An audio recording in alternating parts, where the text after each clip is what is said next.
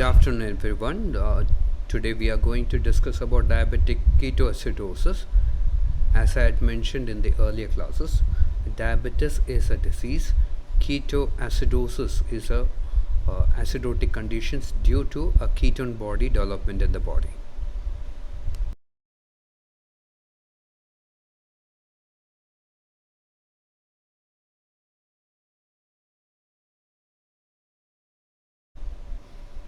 Today I'll be giving a hypothetical case regarding a diabetic ketoacidosis and ABG review so that we'll be able to understand what's happening. നമുക്ക് കുറച്ചുകൂടെ detailed ആയിട്ട് മനസ്സിലാക്കാനും അതിൻ്റെ കാര്യങ്ങൾ understand ചെയ്യാൻ വേണ്ടിയിട്ടാണ് ഞാനിപ്പോൾ ഒരു ഹൈപ്പോത്തറ്റിക്കൽ കേസ് ഉണ്ടാക്കിയ ഒരു കേസാണ്. ഇത് റിയൽ കേസില്ല, പക്ഷേ still it includes everything. So, 27-year-old female with a primary of 6 weeks had been diagnosed to have a impaired glucose tolerance, and she was on metformin for gestational diabetes mellitus from the local hospital. She presented to our hospital with severe breathlessness and drowsiness. BP was around 84 and 62 millimeters of mercury. Pulse rate was 136. Saturation was 100 on room air, conscious oriented, but she was severely tachypneic. Her respiratory rate was 36 beats per minute. GRBS was 284 milligrams per deciliter. Fetal heart sounds could not be recorded because she was a primate. It would be difficult for us to identify. So there are few issues what we are noted here. She has a low BP, that is BP is on lower side. The pulse rate is very high. Saturation is well maintained, it's 100%. She has a high respiratory rate, 36 beats per minute, and a high sugar levels.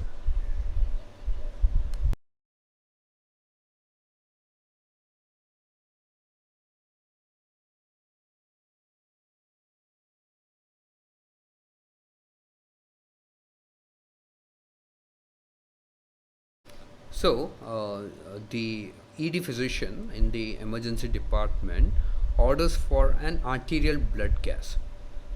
So, arterial blood gas was initially sent in the view of a breathlessness. ശ്വാസമുട്ടൽ കൂടുതലായിട്ട് തോന്നിയുകൊണ്ടും identify ചെയ്യാനായിട്ട് what are the issues related to the patient. So ABG വിട്ടിരുന്നു. So ABG is arterial blood gas. So അതിനകത്ത് basic components ഉണ്ട്. That is what I have mentioned on the left hand side. That is pH is 7.24, which should be actually between 7.35 and 7.45. That's a normal range, but here the pH is lower, it is 7.24. There's a PaCO2, which is 22 millimeters of mercury, which is still lower. The normal value is between 35 and 45. And there's a bicarbonate, which is still low, it is 18 millimoles, which should have been between 22 and 26. Saturation, oxygen saturation in the arterial blood gas sample was around 96%. So that was the initial four major limbs of the ABG which we have to evaluate. And the other additional data what we could get from an ABG was the lactate was around 3.2.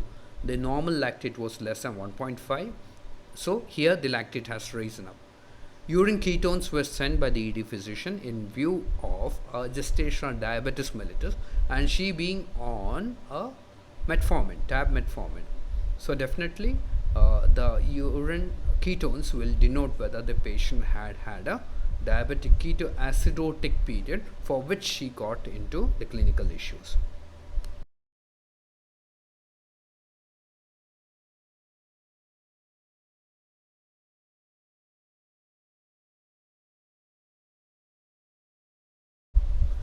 So now the point of discussion will come down to, like an ABG was sent for a reason. നമ്മൾ ABG വിട്ടപ്പോൾ തന്നെ അതിനകത്ത് pH 7.24 കാണിച്ചേ, which is low.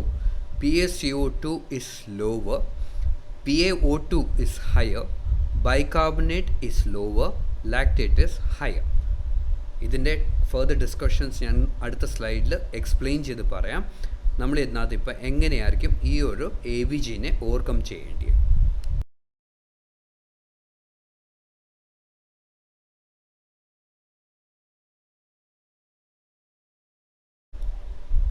So ഞാൻ മുമ്പ് പറഞ്ഞ പോലെ ABG interpretation ഇവിടെ വളരെ ഇമ്പോർട്ടൻ്റ് ആണ്. നമുക്കിപ്പോൾ ഓർമ്മയുണ്ട്, ലൈക്ക് നമ്മളൊരു പേഷ്യൻ്റെ ABG വിട്ടപ്പം കുറേ വാല്യൂസ് നമ്മൾ അതിനകത്ത് കണ്ടു. പക്ഷേ ഇതിനകത്ത് നമ്മൾ കോൺസെൻട്രേറ്റ് ചെയ്യുന്ന 2 ഓർഗൻ ഡാമേജസ് ഇതിനകത്ത് മെയിൻലി കോൺസെൻട്രേറ്റ് ചെയ്യുന്നത്. One is lungs. ലങ്സിൻ്റെ ജോലി എന്താ? It is actually to help in oxygenation. നമ്മുടെ വാതാവരണത്തിലുള്ള ഓക്സിജനെ ഒരു 21% ഓക്സിജനെ 100% ആക്കി അതിനെ കോൺസെൻട്രേറ്റ് ചെയ്യാനുള്ള capacity is what the lungs does.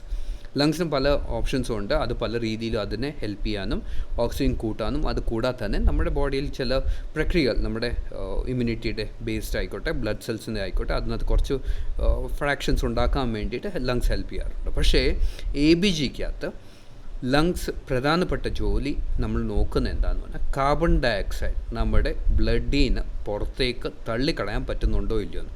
If the lungs is able to throw out the carbon dioxide out of the body as possible, that is what is important.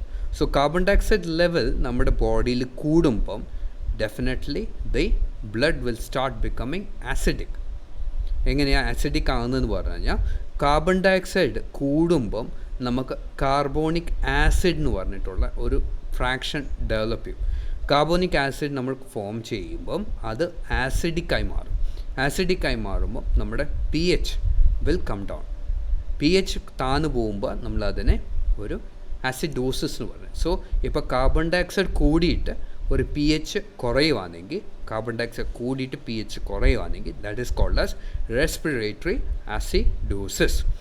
So definitely carbon dioxide is the marker. The PaCO2 in a ABG is considered to be the value to be looked out for an ABG. ഇപ്പോൾ kidney ആണെങ്കിൽ, കിഡ്നിക്ക് എന്തെങ്കിലും injury ഉണ്ടെങ്കിൽ നമ്മൾ അതിനകത്ത് concentrate ചെയ്യുന്ന bicarbonate levels ആണ്. Bicarbonate HCO3-. ഇപ്പോൾ bicarbonate levels are the one which will decide whether the body is able to have a buffer or to reduce the effect of an acidosis on the body. So ഇപ്പോൾ bicarbonate കൂടുവാണെങ്കിൽ definitely body is able to adjust. Bicarbonate കുറഞ്ഞു കഴിഞ്ഞാൽ അത് ആസിഡോസിസിലേക്ക് മാറും. That is where ഇത് 2 ആസ്പെക്റ്റും നമ്മൾ ക്ലിയറാക്കി മനസ്സിലാക്കണം. എന്താണത്? ആദ്യമേ മനസ്സിലാക്കേണ്ടിയ നമ്മുടെ ലങ്സ് കാർബൺ ഡയോക്സൈഡിനെ പുറത്തേക്ക് തള്ളിക്കളയുന്നു. കിഡ്നീസ് എന്താ ചെയ്യുന്നു? നമ്മുടെ ബൈകാർബണേറ്റിനെ കൂട്ടുന്നു. ബൈകാർബണേറ്റ് കൂട്ടു അല്ലെങ്കിൽ നമ്മുടെ ഒരു ബഫർ സിസ്റ്റമിനെ മെയിൻറ്റെയിൻ ചെയ്യുന്ന കിഡ്നിയുടെ ജോലി. സോ ഇപ്പോൾ ഒരു പേഷ്യൻറ്റിൻ്റെ കാർബൺ ഡയോക്സൈഡ് ലെവൽ കൂടുകയാണെങ്കിൽ that means that the lung is damaged. Kidneys damage ആയിക്കഴിഞ്ഞാൽ എന്താ പറ്റും? Same thing, it will have a bicarbonate which will be on a lower side. So നമുക്ക് ഇതിനകത്ത് മനസ്സിലാക്കാൻ പറ്റുന്നത് എന്താ?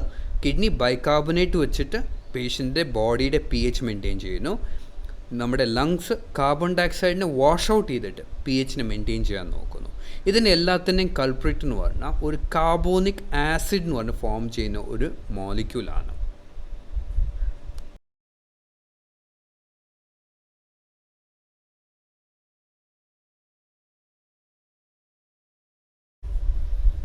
So we were discussing about a response to the acidosis in related to the bicarbonate and carbon dioxide. So ഇതിനകത്ത് main culprit എന്ന് പറയുന്നത് നമ്മുടെ H+ അയനാണ്. H+ അയൻ എന്ന് പറഞ്ഞാൽ it is a proton ion. Proton ion എന്ന് പറഞ്ഞു കഴിഞ്ഞാൽ അത് നമ്മുടെ ആസിഡിനെ ക്യാരക്ടറിസ്റ്റിക് ഫീച്ചർ കൊടുക്കുന്നു. ഏതെങ്കിലും ഒരു ആസിഡ് നമ്മുടെ ബോഡിയിലുണ്ടെങ്കിലോ അല്ലെങ്കിൽ പുറമേ ഉള്ള ആസിഡ് ആണെങ്കിലും അതിനകത്തൊരു ക്വാളിറ്റി ഉണ്ട്, that it keeps on giving energy, it keeps on giving some electrons. So അതിനകത്ത് പ്രോട്ടോൺ കൊടുക്കാൻ പറ്റുന്ന കപ്പാസിറ്റി ഉള്ള അതിനെയാണ് നമ്മളെപ്പോഴും ആസിഡ് എന്ന് പറയുന്നത്. സോ H+ അയൺ അല്ലെങ്കിൽ പ്രോട്ടോൺ നമ്മുടെ ബോഡിയിൽ ജനറേറ്റ് ചെയ്യുക എന്ന് പറയുന്നത് അതൊരു ഇഞ്ചുറി ഉണ്ടാക്കുന്ന ഭാഗം തന്നെയാണ്. സോ അതിനെ ഏറ്റവും കൂടുതൽ നള്ളിഫൈ ചെയ്യുക അല്ലെങ്കിൽ അതിനെ ഓവർകം ചെയ്ത് ബേസ് വെച്ചിട്ട് അതിനെ കംപ്ലീറ്റ്ലി ന്യൂട്രലൈസ് ചെയ്യാനാണ് നമ്മുടെ 2 ഓർഗൻസിൻ്റെയും ജോലി. One is through the lungs and another through A kidney. So ഇപ്പോൾ ഇതിനകത്ത് നമ്മൾ കാണുമ്പോൾ ലെഫ്റ്റ് സൈഡിലേക്ക് നമ്മൾ നോക്കുമ്പോൾ എന്താ ഒരു H+ iron, that is A proton iron which combines with a bicarbonate, it gets converted into carbonic acid, that is H2CO3. H2CO3 form ചെയ്യുമ്പോൾ തന്നെ ആ കാർബോണിക് ആസിഡ് എന്ന് പറയുന്ന മോളിക്യൂൾ ലങ്സിൽ എത്തിക്കഴിയുമ്പോൾ അത് സ്പ്ലിറ്റ് ചെയ്യുന്നത് കാർബൺ ഡയോക്സൈഡ് ആൻഡ് വാട്ടറിലാണ്, that is CO2 and H2O. ഇതോടെ എന്താവും, CO2 പുറത്തേക്ക് റിലീസ് ചെയ്ത് പോകുന്നു if the lungs are normal. So definitely your carbonic acid levels is lower down ഇല്ലേ. നമ്മുടെ H+ അയണാണ് ബൈകാർബണേറ്റിൻ്റെ കൂടെ ചേരുന്നത്. അത് കഴിഞ്ഞിട്ട് അത് കാർബോണിക് ആസിഡാണ്. കാർബോണിക് ആസിഡ് പിന്നെ കാർബൺ ഡയോക്സൈഡും വാട്ടറായിട്ട് സ്പ്ലിറ്റ് ചെയ്ത് പോകുന്നു. സോ നമ്മുടെ ഈ എൻഡ് റിസൾട്ട് എന്ന് പറയുന്നത് കാർബൺ ഡയോക്സൈഡിൽ അവിടെ നമ്മുടെ H+ അയൺ അവിടുന്ന് നമ്മുടെ ബോഡീന് പുറത്തേക്ക് ഒരു കൺവേർഷൻ വഴി ന്യൂട്രലൈസ് ചെയ്തെടുക്കുന്നു. അതാണ് നമ്മുടെ ഒരു ലങ്സിൻ്റെ ജോലി. So if A PCO2 or CO2 is been washed out, carbon dioxide wash out ചെയ്യുമ്പോൾ pHലേക്ക് നമ്മൾ എങ്ങനെയാണ് അതിനെ മോഡിഫൈ ചെയ്യുന്നത് ഇത് വെച്ച് മനസ്സിലാക്കണം. പിന്നെ ഉള്ള റൈറ്റ് സൈഡിലേക്ക് നമ്മൾ നോക്കുക. റൈറ്റ് സൈഡിലേക്ക് നോക്കുമ്പോൾ എന്താവും, H+ ion combines with bicarbonate. ഞാൻ മുമ്പേ പറഞ്ഞ പോലെ bicarbonate is actually managed by the kidneys.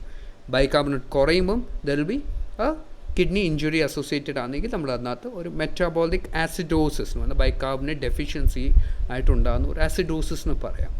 So അന്നേരം എന്താ പറ്റുന്നതെന്ന് പറഞ്ഞാൽ നമ്മുടെ bicarbonate if it is adequately been produce, അത് നല്ല രീതിയിലും കിഡ്നീസ് പ്രൊഡ്യൂസ് ചെയ്യുകയാണെങ്കിൽ ഈ H+ അയൻ്റെ കൂടെ ചേർന്നിട്ട് അത് same process it gets into a എന്താ പറയുന്നത് ഒരു ന്യൂട്രലൈസിങ് മെത്തഡിലേക്ക് മാറും ആയിട്ട്. It will be H+ ion will be secreted out of the kidneys. Bicarbonate വെച്ചിട്ട് ഇതിനെ ട്രാപ്പ് ചെയ്യുക, കാർബോണിക് ആസിഡിനെ ട്രാപ്പ് ചെയ്യുക.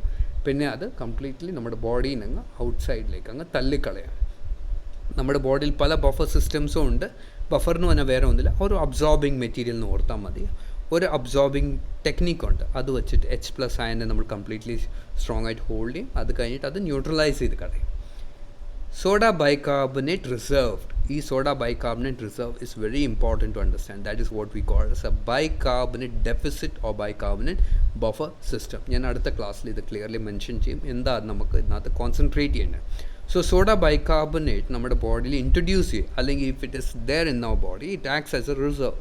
ഇത് ഒരു ബൈകാർബണേറ്റിനെ നമുക്ക് നേരെ നമ്മുടെ ഇതിലേക്ക് ഒരു സിസ്റ്റമിലേക്ക് നമുക്ക് എക്സ്ക്രീറ്റ് ചെയ്ത് തരും. എക്സ്ക്രീറ്റ് ചെയ്ത് തരുമ്പം അത് H+ അയൻ്റെ കൂടെ ചേരുമ്പം അതൊരു ന്യൂട്രലൈസിങ് ഫാക്ടറിലേക്ക് മാറുക ചെയ്യുന്നത്.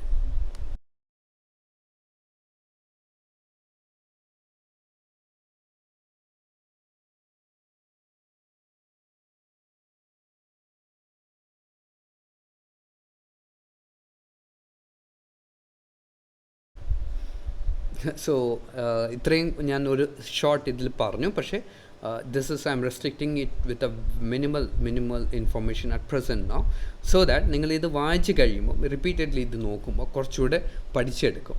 അത് കഴിഞ്ഞിട്ട് എൻ്റെ ക്ലാസ്സസ് അറ്റൻഡ് ചെയ്യുമ്പോൾ നിങ്ങൾക്ക് കുറച്ചുകൂടെ അതിൻ്റെ ഡെപ്ത് മനസ്സിലാക്കാം, എങ്ങനെയാണ് നിങ്ങൾ ABGനെ മനസ്സിലാക്കേണ്ടിയെന്ന്.